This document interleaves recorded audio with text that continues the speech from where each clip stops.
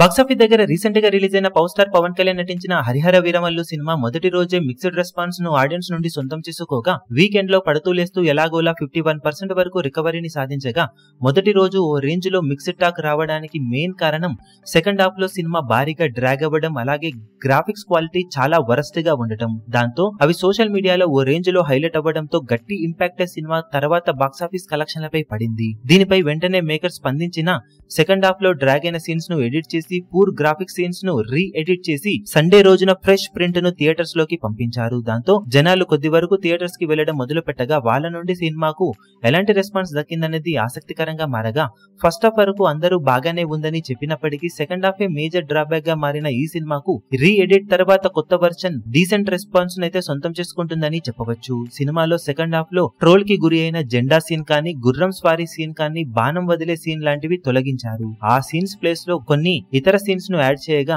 మరికొన్ని సీన్స్ ను fast forward mode లో స్పీడ్ గా చేయగా క్లైమాక్స్ అలాగే సెకండ్ పార్ట్ లీడ్ సీన్ ను కొద్దిగా మార్చారు. దాంతో ఫస్ట్ హాఫ్ కి ఆడియన్స్ నుండి బెటర్ టాక్ వచ్చిన విషయం తెలిసిందే అవ్వగా సెకండ్ హాఫ్ కి ప్రీవియస్ వర్షన్ తో పోల్చితే ఇప్పుడు బెటర్ రెస్పాన్స్ సొంతమవుతూ ఉందని చెప్పాలి. ఇప్పుడు అది సోషల్ మీడియాలో ఫ్యాన్స్ అందరూ సెకండ్ హాఫ్ బాగుందని స్ప్రెడ్ చేస్తున్నప్పటికీ అది కామన్ ఆడియన్స్ వరకు ఎంత త్వరగా రీచ్ అవుతే సినిమాకు అంత మేలు జరుగుతుందని చెప్పవచ్చు. అదే మేకర్స్ ఇలాంటివి ముందే చూసుకొని సెకండ్ హాఫ్ విషయంలో మరిన్ని మార్పులు మొదట్లోనే చేసి ఉంటే ఇప్పుడు సినిమా పరిస్థితి మరో విధంగా ఉండేది. ఇక ఓవరాల్ గా ఈ రీ ఎడిట్ వర్షన్ ఇప్పుడు ఆడియన్స్ లో భారీగా జొచ్చుకుపోతే మట్టుకు సినిమా డీసెంట్ లాంగ్ రన్ ను దక్కించుకోవడానికి అవకాశం ఎంతైనా ఉంటుంది. మరి సినిమా లాంగ్ రన్ లో ఎలాంటి కలెక్షన్ ఇప్పుడు దక్కించుకోగలుగుతుందో చూడాలి.